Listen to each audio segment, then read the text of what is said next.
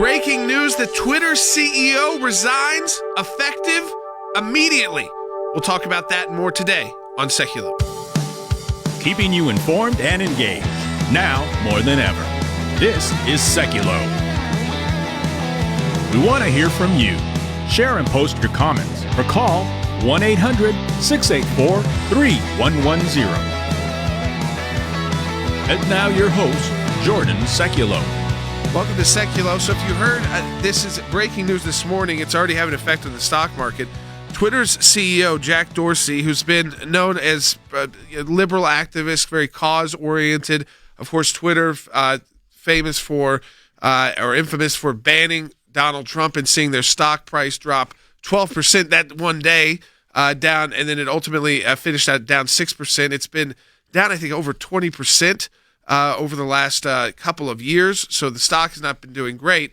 The release this morning, just the fact that Jack Dorsey, the CEO and founder of Twitter, is gone, I mean, it's effective immediately, has sent the stock price up about 4%, and they had to close trading because of it was just too much volatility. So the issue here is this a direct reaction to corporate America realizing going totally woke excludes more than half the country, or at least half the country, and these moves by these founders of these companies that ultimately damage the brand. I will be honest with you right now, and I think a lot of you know this who are on Twitter. I used to be much more active on Twitter, not just corporately getting out ACLJ information, but also engaging in politics and things like that. It got too toxic. Way too toxic, way too personal, and then with the banning of people, I felt like everything I wrote there, I had to be concerned because I got the blue check mark, so could they be coming after me? And so I'm very careful with it now, which is not what Twitter was supposed to be. No. It wasn't supposed to be a place you have to watch what you say if you're a conservative because you might get banned, and then why am I putting resources into this? Yeah, I think it's very interesting that his statement said, "I've decided to leave Twitter because I believe the company is ready to move on from its founders." To me, that reads a few different ways, one of which is they want to corporatize this company. They want to maybe start monetizing Twitter, and maybe that includes, like you said, being maybe a little more open to opinions. They have tried on many occasions, actually, to figure out this toxicity issue that they have within Twitter. I know plenty of people, celebrities and just regular people, personal friends of mine, who have completely quit and have left the platform with millions of followers because of, like you said, how quickly it becomes a very easy to access point of negativity in their life, starts really hurting your life.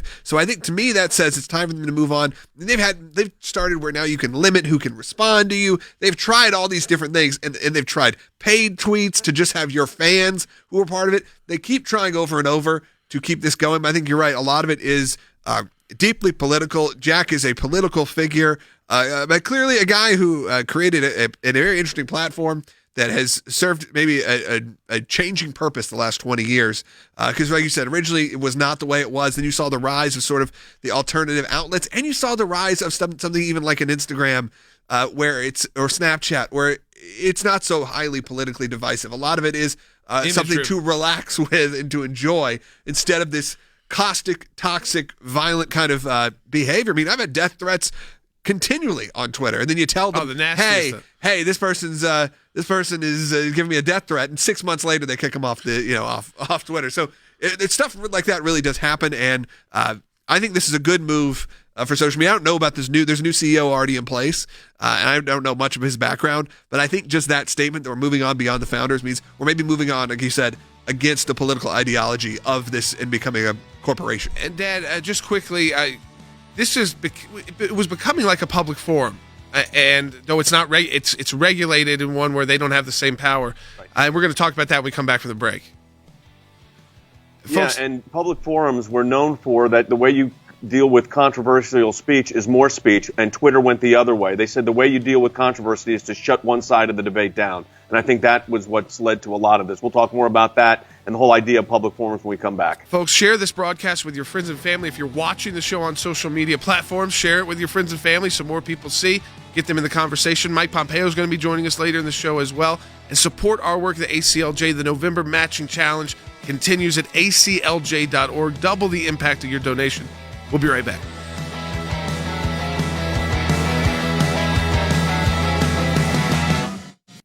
The name of the company's Twitter. It's CEO Jack Dorsey, from what I'm hearing from a number of different people familiar with the situation, expected to announce that he will be stepping down as the company's CEO. And this comes at a time, really, when Twitter, which is obviously a very popular social media platform, the company itself and the stock itself has been underperforming. There have been questions in the past about whether or not Jack Dorsey, who is, by the way, the CEO and one of the co-founders of Twitter, he's also the CEO and founder of financial technology and payments company Square, whether or not he could effectively run two separate large-scale companies at the same time. Twitter shares, by the way, are up about 5 to 7% right now in early trading on that bit of news because of that CNBC report. But whether or not this is going to jumpstart the company remains to be seen. Twitter is so depressing because it's one of those places where it's so clear that, like, the more toxic it is, the higher its valuation is.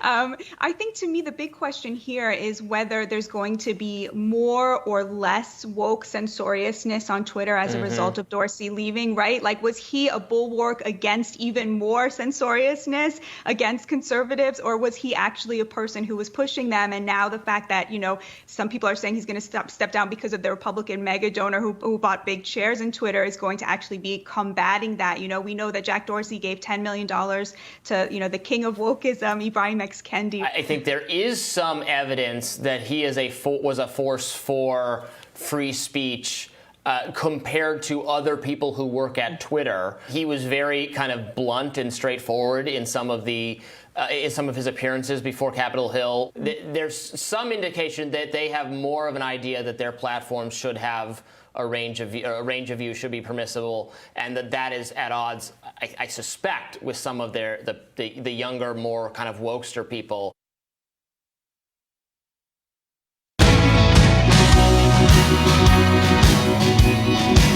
So if you're just joining us, let me just let you know. So the CEO of Twitter is stepped out effective immediately. His release is benign at best. I mean, he kind of says it's time for new leadership. Founders need to go. So there's nothing about it like if there's anything like that happened there, except for their stock in the last 3 months is down 20%.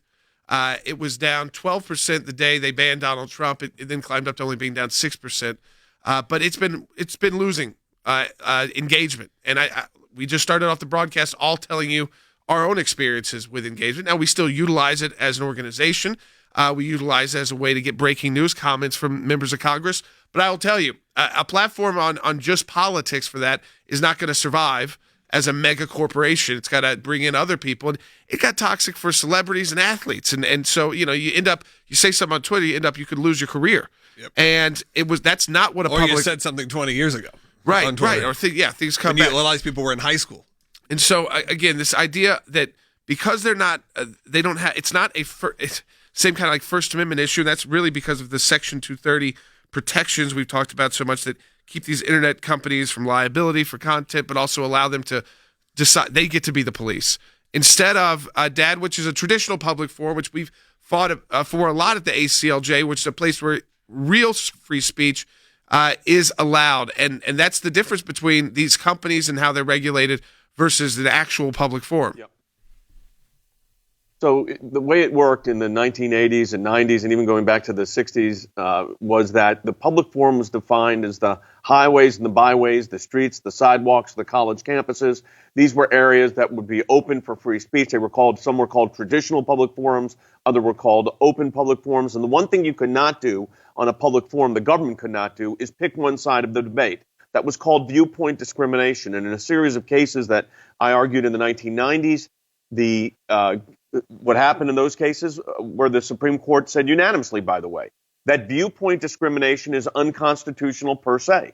You can't have, a pro-abortion message and then shut off the pro-life speech. Well, the new highways and byways became the social media platforms like Twitter. And of course, they're not controlled by the government, so you didn't have the same First Amendment protections. But then they did not become just a neutral arbitrator. As you said, they became toxic because they were picking one side of the debate and really shutting out speech they disagreed with, to the point, like you said, it's very difficult to even engage on that platform. Yes, I mean, so that to me, Logan, is I'd like, for our audience, I feel like I bet a lot of them were on it in these last 5-6 years because President Trump really, I think he actually remade Twitter by utilizing it so often and not just using it in the corporate way. Yeah. And let me define when I say corporate way. Corporate way is a meme from, with me linking to an ACLJ news story. It's good to utilize that way. So if you utilize a platform, people can share it. I can share a clip from Mike Pompeo being on today. Right. Things like that. That's the corporate way. The personal way is what President Trump did. He was giving you reaction, live reaction without having to go into a TV studio. And look, a lot of people have moved to different platforms, and we've seen other people. We obviously have thousands of people who watch on Facebook and on YouTube. We're broadcasting on Twitter. We actually have moved away from that. We actually post our clips from Rumble right now is what we do on our Twitter account. I'm curious, for those of you who are watching, how do you consume social media? Where are you going? What platforms are you now going to? Give us a call. I would love to hear that. 1-800-684-3110. Obviously, we know some of you are watching on all these different platforms. You can comment as well. But give us a call. What do you think about this move from Jack leaving Twitter? Could that potentially bring you back to their platform? Or are you done for good, and where are you going? Could there be other moves, maybe certain people being unbanned, that would bring you back to the platform? That's what I'm curious about. And we've seen, obviously, a lot of people move away from it. But maybe there is a way to right the wrong here that's been happening on their platform. Give us a call. We'd love to hear from you. 1-800-684-3110. We know there's a lot of alternatives right now. We're always trying to find. We have a great social media team who obviously is always trying to investigate and look at new platforms and new ways to engage. We'd love to hear from you about it.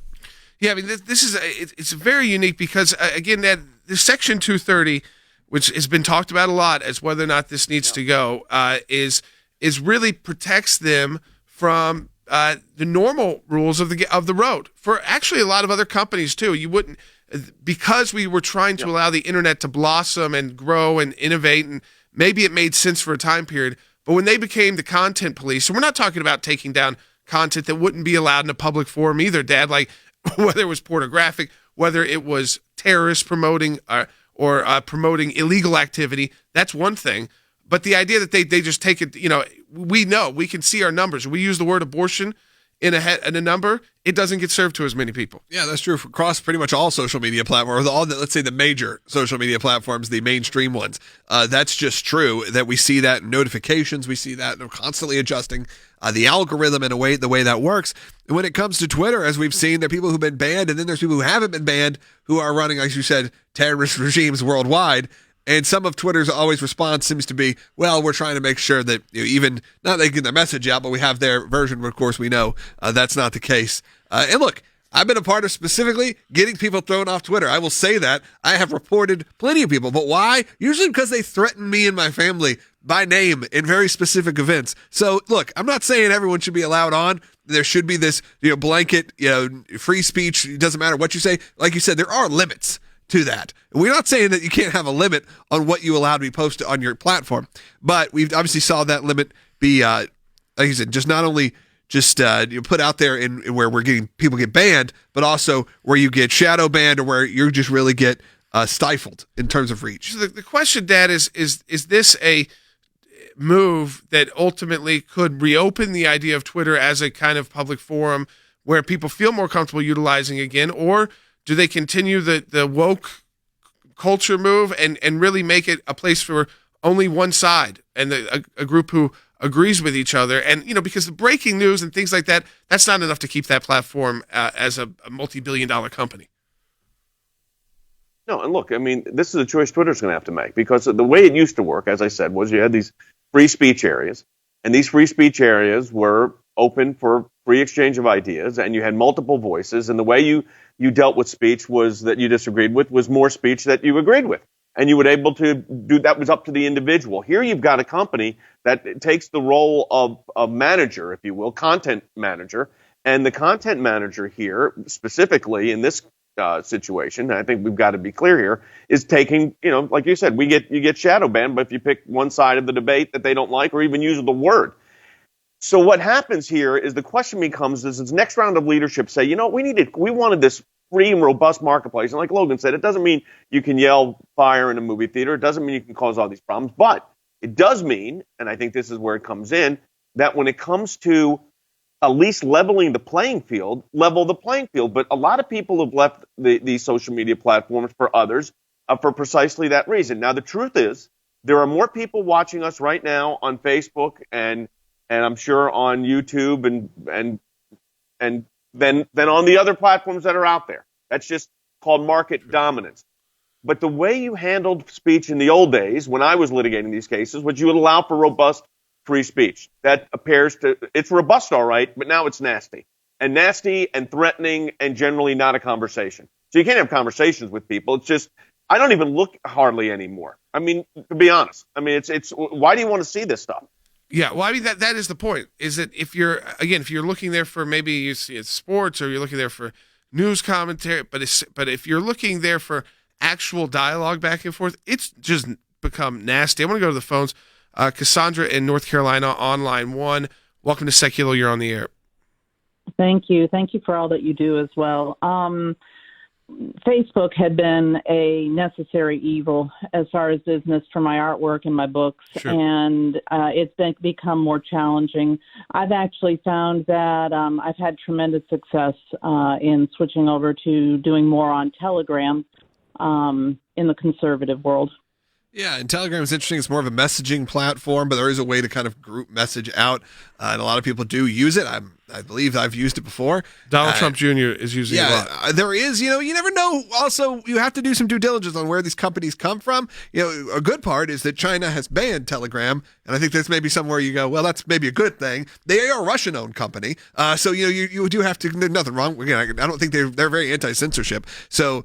No problem with it. I don't know much about them, but you do have to do some due diligence also when these other platforms come up. When you have something like a very clear cut, Jack Dorsey, Mark Zuckerberg, you know who are running these two major companies, Meta and running Twitter, and all of their subsidiaries, Facebook, Instagram. There is a bit more, not transparency, but at least you kind of know where the buck stops. I am always hesitant with some of these new ones without knowing. Look, Rumble is a good one. We're on Rumble. It's like a YouTube alternative. I've talked to the CEO myself when we went on there, so I know that they are real people, human beings that are running this. So there are some things to do. I'd love to hear more from you, though. Give us a call, 1-800-684-3110, about kind of where you're going in social media. How do you ingest social media? Do you take it for what it's worth? Do you use, like I said, the necessary evils of Facebook and Twitter, as they say? I don't necessarily say that, but it's just sort of the truth about it. Give us a call, 1-800-684-3110. And we also have President Biden is addressing the country right now on the new COVID variant. We're watching that to see if there's any news that you haven't already seen about some of the travel restrictions. Is there anything else that comes in this? We've got our team monitoring it. Former Secretary of State and our Senior Counsel for Global Affairs, Mike Pompeo, joining us next. We're going to be talking to Iran. That team is over there from the Biden team trying to negotiate in Vienna a new nuclear deal, if you want to call it that, with Iran. We'll be right back.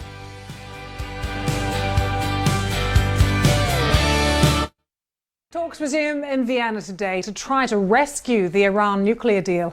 Diplomats from Britain, France, Germany, Russia and China are meeting Iranian counterparts for the first time since the hardliner Ebrahim Raisi was elected president. US officials will take part in negotiations indirectly. What are the prospects of a new deal being reached?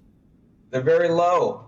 In fact, the Iranian government refused to allow the International Atomic Energy Agency just last week access to sites to verify their levels of enriched uranium. In response to Washington pulling out of the deal and slapping them with sanctions, they've advanced their program. They're increasing their stockpile of enriching uranium at levels of 60% purity, using advanced centrifuges. So their strategy against Washington and the West is very clear. They say if Washington's going to stay out of the deal and sanction Iran, they're going to move forth with what they call as a peaceful nuclear program. It's a strategy that has troubled and alarmed Washington and its allies, European capitals. And that's what these talks are aimed at easing tensions. They're enriching uranium well beyond what we had in 2015, which was 4 or 5%. They're at 60% enrichment of uranium. You get to 90%, you're at a weapons grade enrichment. And that's where they're heading to. So they're just going to keep talking, keep pushing it a little bit. And we're going to find that within about a year, there's a breakout and there's nothing we're going to do about it. Now you've got a destabilized Middle East with nuclear weapons. That's what President Trump was so concerned about. And the same team that's sitting there is the same team that Obama had when they originally set up the deal with Malley working it. And remember, two of the parties that are working this deal are the Russians and the Chinese. They're no friends of ours. So I think this is just there's a lot of talk. It's not going to go anywhere, and we're heading towards breakout.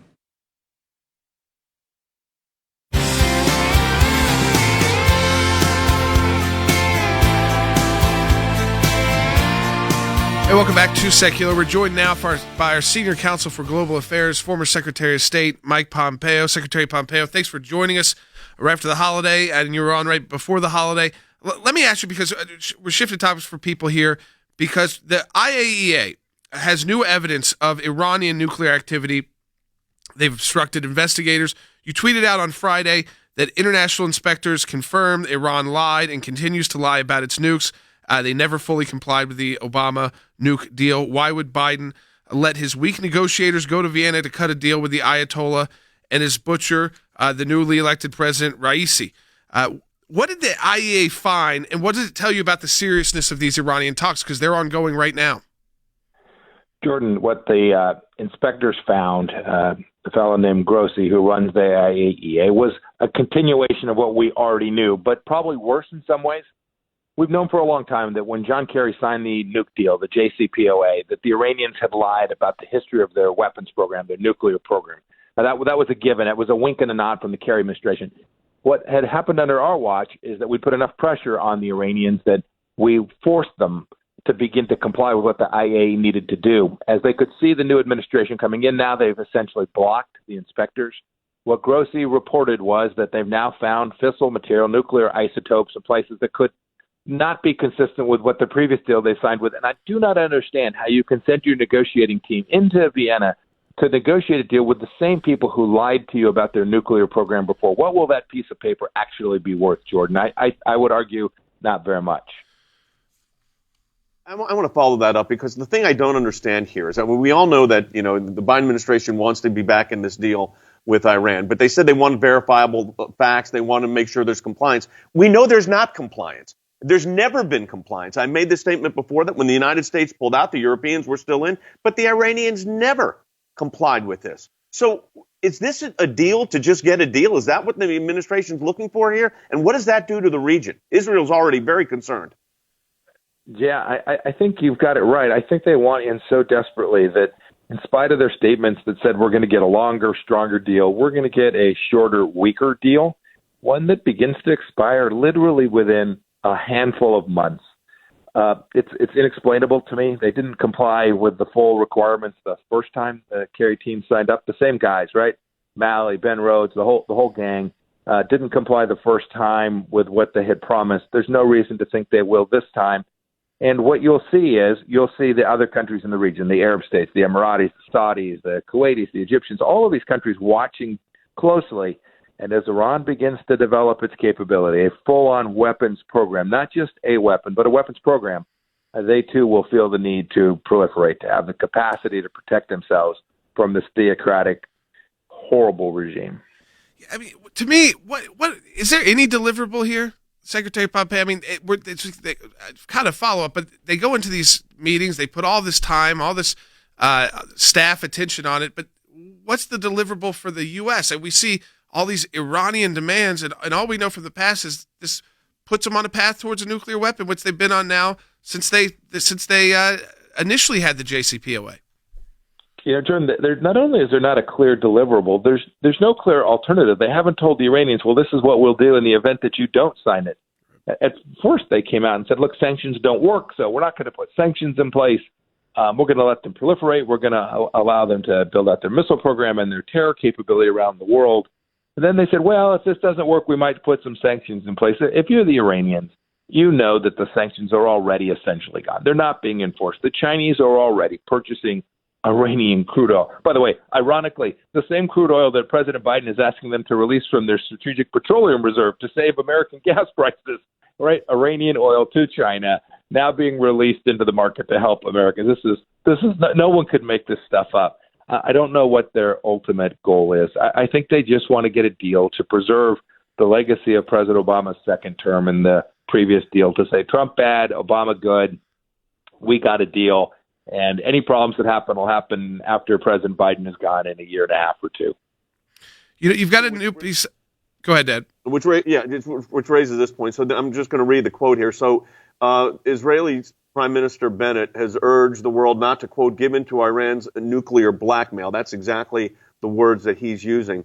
That message would have carried weight under your administration. Does it mean a thing to these negotiators or to President Biden, what Israel's saying? In fact, the facts suggest that what our administration is doing is putting pressure on the Israelis to come out and support this crappy deal. They're telling former Israeli leaders, hey, send out op-eds, send out statements, put pressure on Bennett, the Prime Minister Naftali Bennett of Israel, put pressure on Prime Minister Bennett not to make a big deal out of this. In fact, just the opposite of what we would do. We would have acknowledged Israel's right to defend itself, indeed its duty. We would have supported them. Instead, this administration is telling them, be quiet, be in your own place. Don't bother. We've got bigger, grander Middle East strategic objectives that we're trying to achieve, and essentially pressuring Israeli leadership to at least not squawk when this really, really weak deal gets struck. You know, I want to switch gears just for a moment here to China, because you've got a new piece up that went out over on last week after the holiday at aclj.org, so people could see it right on the homepage from Secretary Pompeo. It says, once again, Biden fails to stand up to China. The weakness, again, that we saw, just to remind people, that summit that occurred between President Biden and President Xi was virtual, but it was their first face-to-face since President Biden took office. And it just, again, it was another one of those things that you kind of walk away from with your hands up saying, what was that for? Jordan, they didn't articulate what they wanted to accomplish other than to say, we want to talk for the sake of talking. There were no objectives that I could discern or that they disclosed in their statements following the summit either. The administration wants to talk about, well, we welcome competition with China. I must say, Xi Jinping, the leader of the Chinese Communist Party, welcomes President Biden saying that he welcomes competition. I promise you that. He's a statement that says America competes with China as a chance for the Chinese to continue to walk all over us, to steal our intellectual property, to infiltrate our local systems politically here at home, to deny us the ability to understand what's going on with this virus that, according to the administration, is still running rampant around the world. This is a China that has chosen confrontation. The United States needs to do what the Trump administration did, to wake up to this confrontation and to push back on China in every one of these, whether it's cyber or military or commercial, to stand up and defend and secure American freedom from the Chinese Communist Party onslaught. Secretary Pompeo, thanks for joining us today on the broadcast, our senior counsel for global affairs at the ACLJ. That new piece, again, is up right on the homepage of aclj.org. Once again, Biden fails to stand up to China. And let me just let you all know as we go into this break, we're going to continue the discussion, too, on Twitter and what's happened there with their CEO stepping down. We'll talk some of these Iran issues as well, brought out with some more folks from our team in the studio. But let me just encourage you, the reason why Mike Pompeo is on the team at the ACLJ as a senior counsel for global affairs is because of your support for the ACLJ. We've been able to expand, even in a time of uncertainty when there has been the pandemic and the issues, like we've been able to grow as an organization, to expand the work that we do because of your financial support of the ACLJ. This month is a great time because you can double the impact of your donation to the ACLJ at aclj.org. That's aclj.org. Again, so like a $25 donation, that is like $50 for us because a group of donors will match that if you make the initial contribution. That's at aclj.org. We'll be right back. Second half hour coming up with Seculo.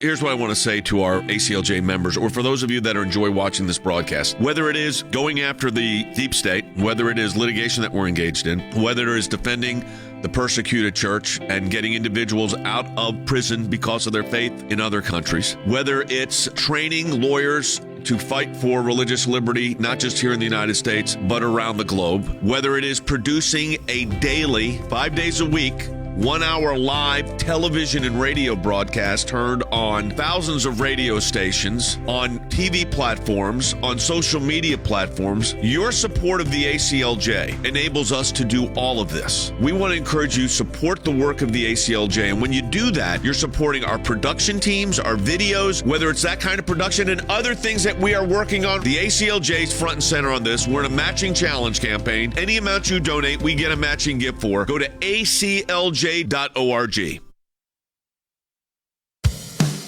Keeping you informed and engaged, now more than ever. This is Seculo. And now your host, Jordan Seculo. A couple things I want to mention right off the bat. First, obviously, on Wednesday, December 1st, Supreme Court is going to hear the Dobbs case. This is the first time the court has heard a direct challenge to Roe versus Wade, really since Planned Parenthood versus Casey, which reaffirmed much of Roe. We will have more. We're going to, because the way the Supreme Court's operating right now, Dad, we'll have audio from it. That will, even if the case goes longer as they have been going longer, we'll be able to do live analysis that day. And, of course, the following up as well. That's exactly right. So this is going to be a very historic day. This is the case that involves the constitutionality of and continued precedent of Roe versus Wade. I mean, it's clearly before the court. There is no question it is before the court. The issue is joined. We're going to find out real soon what the justices that were just appointed feel about the constitutionality of Roe versus Wade, which has been on a constitutional basis. I'm not even putting the policy aside, but on a constitutional basis has been suspect since it began. It was, it was Justice Blackmun who wrote that this right to privacy, which is where he found the right to abortion, was part of the penumbras of the Constitution of the Bill of Rights. I mean, this was judicial fiat. This was made up, and it's been the law, though, now for 50 years.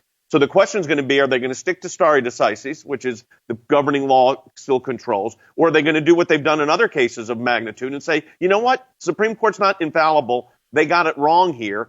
We're going to return this to the state. It does not mean that abortion is illegal in every state. It simply returns the issue of abortion to the states. So that really will be the issue that the Supreme Court's going to decide. And I think by June, we're going to have an idea of where that comes out.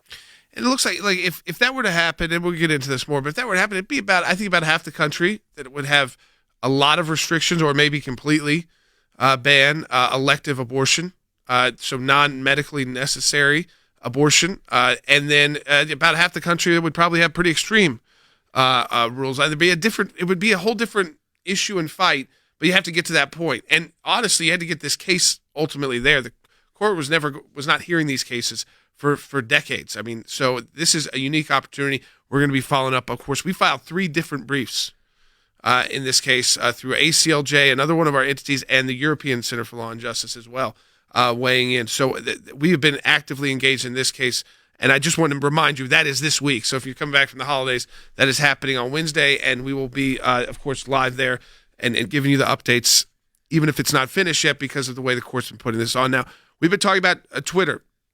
The CEO of Twitter steps down effective immediately today, resigning immediately with pretty benign statements saying it's my time to go, for the founder to go, and will it become more corporate? The stock price was down pretty considerably. It's been dropping, and a lot of that started when Twitter began not just banning bad actors, terrorists, traffickers, drug dealers. By the way, no, they don't ban the Ayatollah, but they banned President Trump. And when that happened, the stock prices have just continued to drop for a company that's always had a tough time figuring out how do you monetize it anyways. That's one of the cool things about Twitter was it isn't full of ads. But I want to go to the phones. Tim in California on line 1. Hey, Tim, welcome to Seculo. You're on the air. Thank you for taking my call. What took so long for Jack Dorsey to do the right thing, and what is the future of Twitter?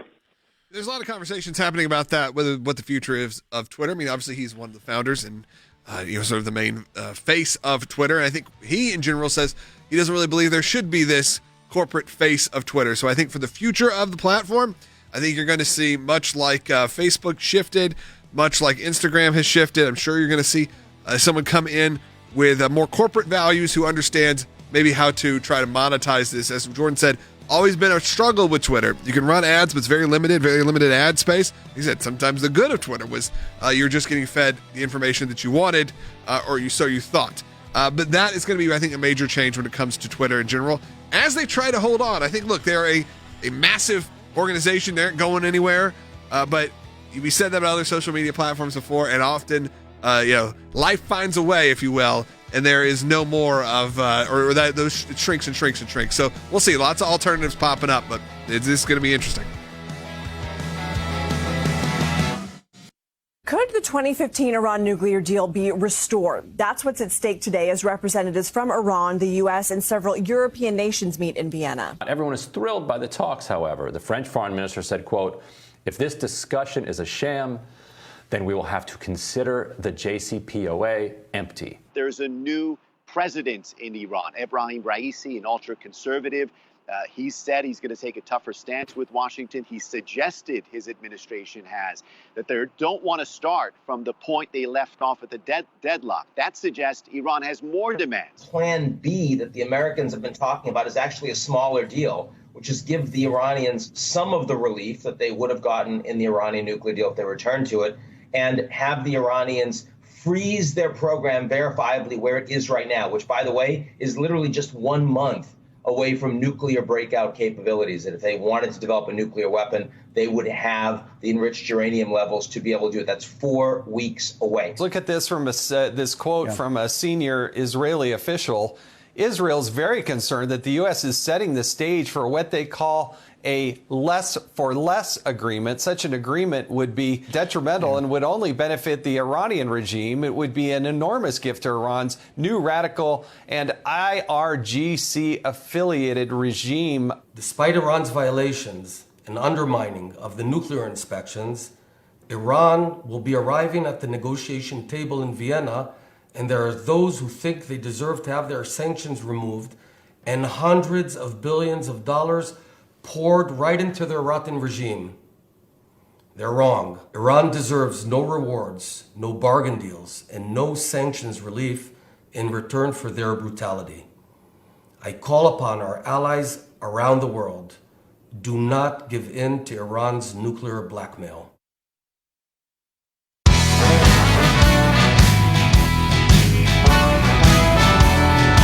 Welcome back to Second. I want to bring in some of our team as well. First, on the economic side of this, Harry, I mean, you look at a company like this, they've been making controversial decisions. They tried to placate what they thought, I guess, was their base audience, which was younger people and liberals and this new kind of woke corporate culture that we're seeing throughout. But the stock prices kept going down and kept in serious ways. I mean, down 20% the last 3 months. And now you see the founders. These are big moments when a founder like Jack Dorsey, who's outspoken on these liberal issues, resigns on a Monday, effective immediately. Yes, I think your analysis is very, very sound. Twitter stock has fallen 20% over the past couple of years, perhaps over the last few months, and I think that is a very good thing. But we should contrast that relatively sharply with the fact that the stock market itself has, generally speaking, been rising. And Jack Dorsey has made himself the focal point of disappointment with Twitter because he has become a hot and heavy social justice warrior. And so consistent with that claim, Jack Dorsey has been a strong supporter of Ibram X. Kendi. And Ibram X. Kendi, perhaps America's leading woke theorist today, states that the most threatening racist movement in the United States is not the alt-right and their unlikely drive for a white ethno-state, but the regular Americans' drive for a race-neutral one. Kendi's absurd views are then echoed by Robin DiAngelo, and it's important to keep in mind that Jack Dorsey has given Ibram X. Kendi over $10 million, I believe, as part of a grant. And this has also propelled Twitter to give up on being a public forum for public debates. So Twitter has instead become a hateful medium that has been toxic to conservatives and to conservative opinion. As a consequence, its market share has fallen, and again, I would say that is a good thing because the market is reacting to the negative behavior of Jack Dorsey. Now that he's leaving, perhaps Twitter will turn the page and once again resume its original function. Dad, one of the things I go to with this is that when Twitter first launched, we thought it was really cool.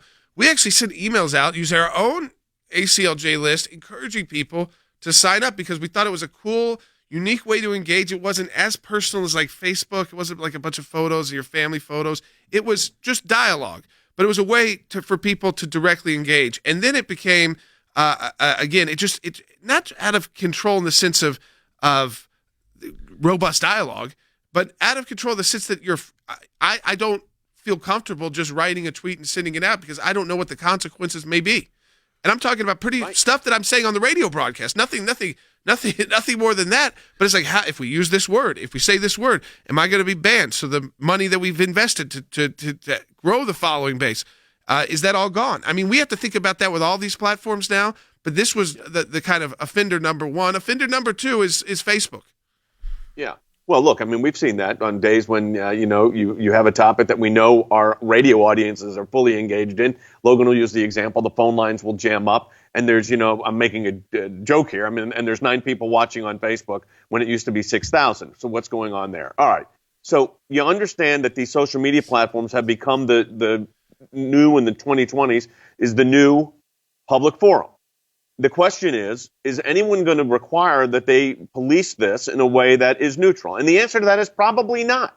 So what happens is you then don't have the pure debate of what you used to see on the sidewalks, the highways and the byways, as we used to say in the Supreme Court cases all the way back in the 1960s, 70s, and 80s. Now you have one side of a debate, and as Logan and you have said perfectly, and it gets very toxic very quick, to the point where sometimes you all will tell me, don't even look at Twitter. Or you'll tell that to your mother, don't even look at Twitter, because it gets so toxic so quick, and it's usually not a lot of people, but it's enough to create a stir. And what it does, it creates its own news and its own danger. Still, we have a lot of people that are on our Twitter feeds and get our information, but look, there's no question that this has become the Wild West with no regulation. I think putting the unless question you're mark. a conservative. Yeah. That's the issue. It feels like the Wild West. You can find horrendous things on Twitter right now, but you can't see Donald Trump tweets. I mean, that's to me was kind of it for Jack Dorsey. Probably might have been it for Mark Zuckerberg too. I mean, he's kind of saying he's stepping. Yeah, he's moving in different roles. I think a lot of these guys are at this point. But like I said, one of the main things with Twitter is obviously anonymity is fine on the internet. I understand it's needed, but with Twitter, it was to the point where a lot of times you said these aren't. There's only a few people. A lot of times these are not people. Right.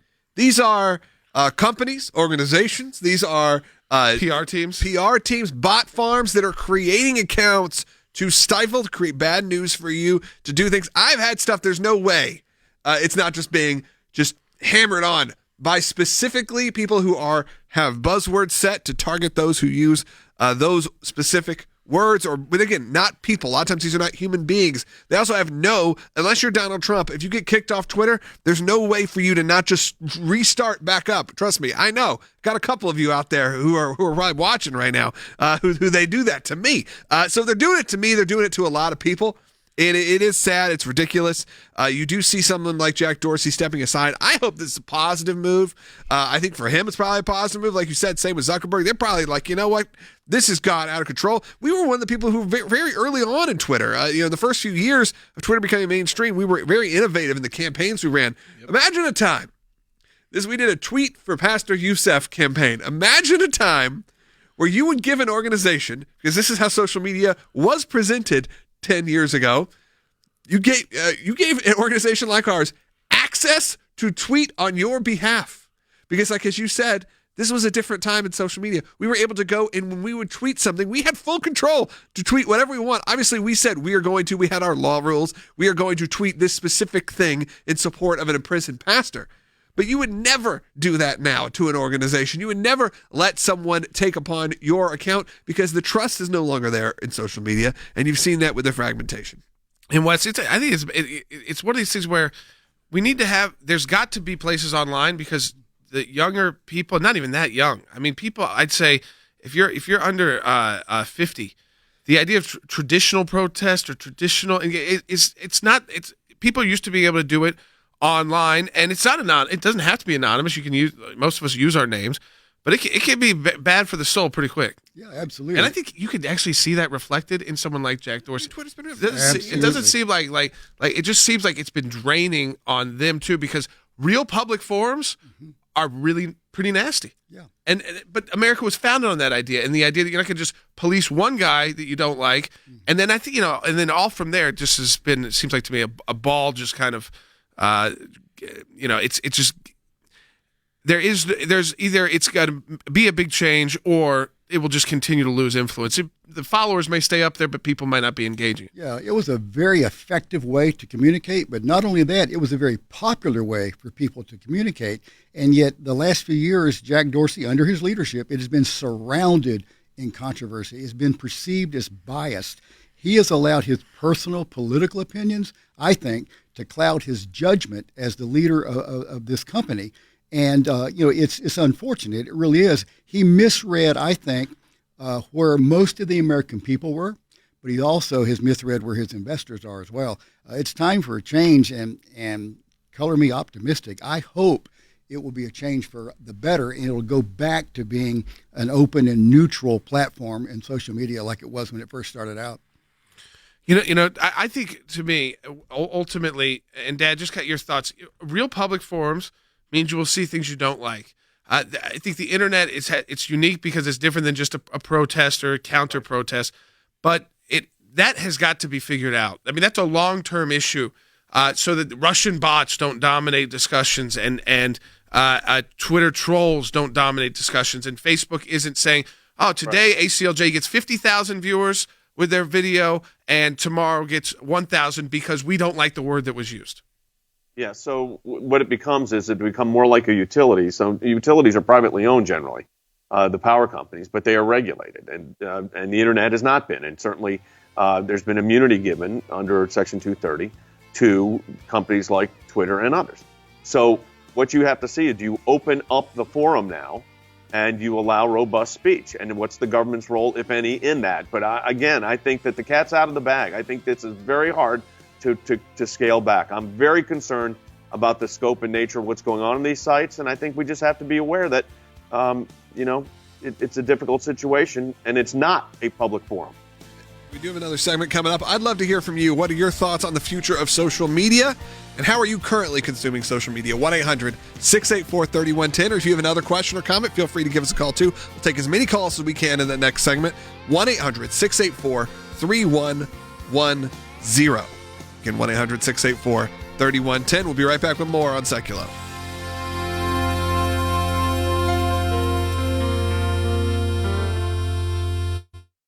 Thanks to your support of the ACLJ, we have had many victories. The report is coming out. It shows that not only did Tea Party groups get more scrutiny, but so did a host of other conservative groups. It was something that no one could believe our government was even capable of doing, and now they were admitting it. It's one of the most significant wins in the ACLJ's history. To take on the IRS and win, for the ACLJ, life has always been a top issue. Barbara, I am here at this site because there are thousands of people and millions across America that say abortion's murder. When you're fighting for the life of the unborn, you're on the right side of history, you're on the right side of law. These are young people in their 20s and 30s that are doing this, are fighting for life to beat back the abortion juggernaut. It's very important that we remain hopeful that the courts that the Trump administration was able to impact will give us good rulings that are based in law and sound reasoning. This is one of the social issues we're winning. There are historians that point out that religious persecution is at its highest level since the first 3 centuries when the Roman Empire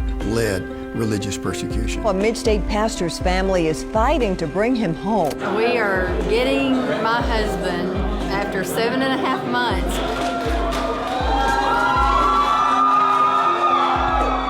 Turkey should not get away with holding my father one more day. When Brunson was finally released, who meets him at the airport at 2:30 in the morning? Rick Brunell. I saw Pastor Brunson walk down the stairs of the plane. I was filled with emotion. I told him that we were praying for him. The American people never forgot about him. I'm thankful, I'm grateful, and actually I'm astounded. We need your help as we continue this work here in the United States and around the world. Join the matching challenge today, and your tax-deductible donation will be doubled.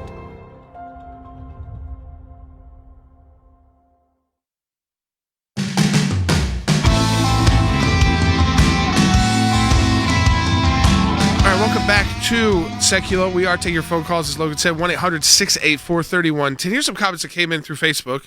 Dana on Facebook, their censorship is not equally applied. That's the issue with all of these social media platforms right now who engage in censorship versus trying to police illegal content. There's a difference. Like we were talking about, the idea that you can police, try to keep out the sex traffickers, the drug dealers, the ISIS terrorists, people promoting acts of violence, promoting illegal activity. I mean, that's it right there. That's not protected free speech in the Constitution. But that's not how it's worked. Yes, they do some of that, but it seems like they're much more aggressive on the political front, Logan. I mean, that's because you can find all the bad stuff on there because, like you said, you just go on and recreate an account and they put it right back and people know the words to use, and but yet, when they make these political moves, they can be lifetime bans. Well, that's the thing. Yeah, you had someone like President Trump. They don't lifetime ban Ayatollah. They don't lifetime ban sex traffickers because they really can't. They had actually where if President Trump, someone tweeted on his behalf or posted just a clip. Look, I'll be honest. I mean, a lot of you watching on YouTube right now, we're always kind of straddling the line of what we can use and not use because you see when he's had speeches or things like that, just clips of that technically is showing the speech, and that becomes a whole nother story. So we have to be obviously always very careful. And the tiptoeing of that is ridiculous, where you're right. For him, if he created an account or even just someone tweeted on his behalf or something like that, immediately shut down. However, if random whoever decides they're going to send something horrendous to you and your family and make threats, sure, they may get around to it in 3 or 4 weeks, or maybe in 6 months, they may get around to saying, you know what, the account you reported, we decided you were right. It should be suspended. I've had that happen multiple times where I've seen accounts that I've reported months later. I don't even remember the threat they made, but I know that they did because I made a report. And then, as they do, within a day, 2 days, all of a sudden that same person rises up and they have a brand new account. It doesn't matter because they have 12 followers. They're just getting to you because they want to scare you. And I think there's also people, again, a lot of times those people aren't even real. These are people who are have bigger means and bigger needs than just specifically going to you because they dislike you personally. It's because there is a much bigger machine happening behind the scenes. Twitter has that anonymity that a lot of the other social media platforms do not allow. Again, I think you can go either way on that. There's some pluses and minuses to it. But when it comes to actual threats or issues like that, they are very slow to act unless it's somebody with national attention. Yeah, I mean, let me go to Beth in Kentucky online too. Hey, Beth, welcome to Seculo. Thanks for holding on. You're on the air. Thanks for taking my call. So, gentlemen, I agree with everything you've had to say about Twitter, but I think you're missing one point. And that point is that these social media sites do not exist in a vacuum. They are reflective as to what is going on in society at all the different levels, in higher education, in the press, in school board meetings, you name it. That is, there is no healthy place to have a discussion with different ideas and to do it respectfully. And so you can't expect places like Twitter or Facebook, which used to be self-monitoring. We would, look around and say, that guy's a troll or whatever, and people would call the person out. It's no longer exists because it's not existing in society. Take a look at the election year that we had and how there was no room for any kind of debate of other ideas.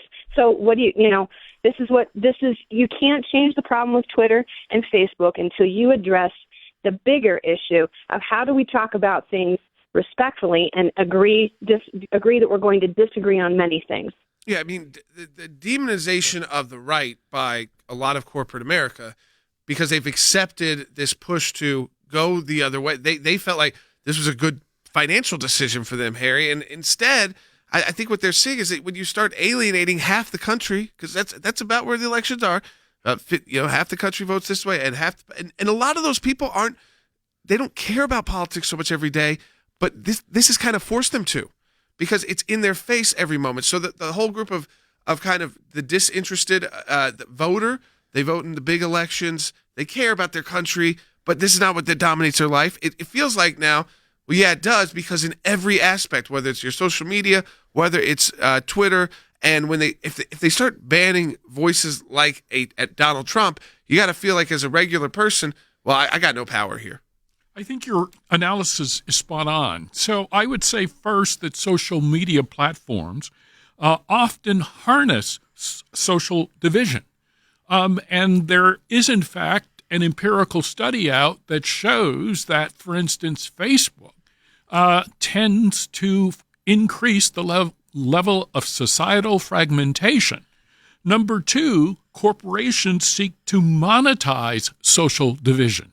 So if, for instance, you look at American Airlines essentially placed one of its own employees on suspension or discipline. Why? Because he spoke out at a school board meeting against critical race theory. And so corporations many times have decided to take one side rather than attempting to serve all Americans impartially. And so I think the caller is onto something, that social division is a huge, huge problem going forward. This is how it feels to me, Wes. It's like, if you come to work at the ACLJ, we have a mission and a goal. And if you don't like that mission or goal, you probably shouldn't be working at the ACLJ. And I think our supporters would agree with that too.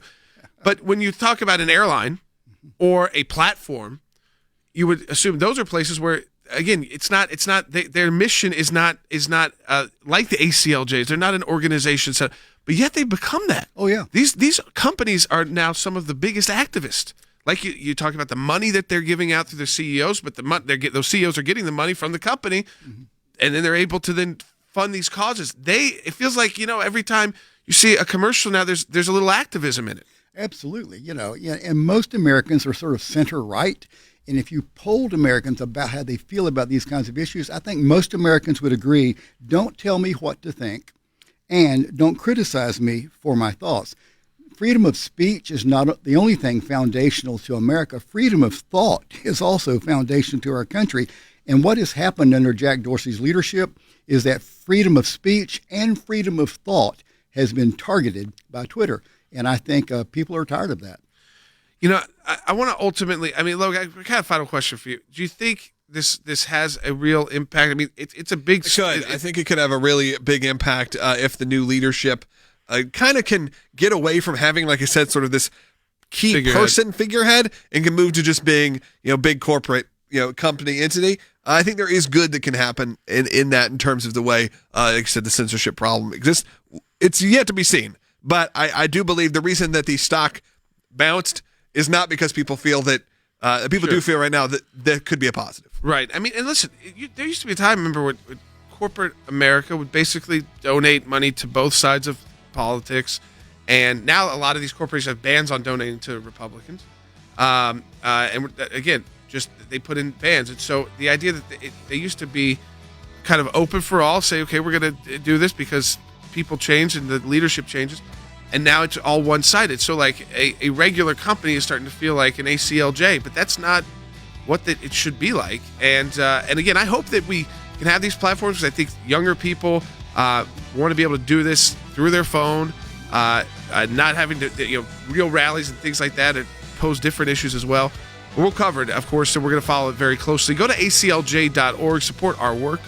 Doubly impact your donation with our matching challenge this month of November. That's at aclj.org. We'll talk to you tomorrow.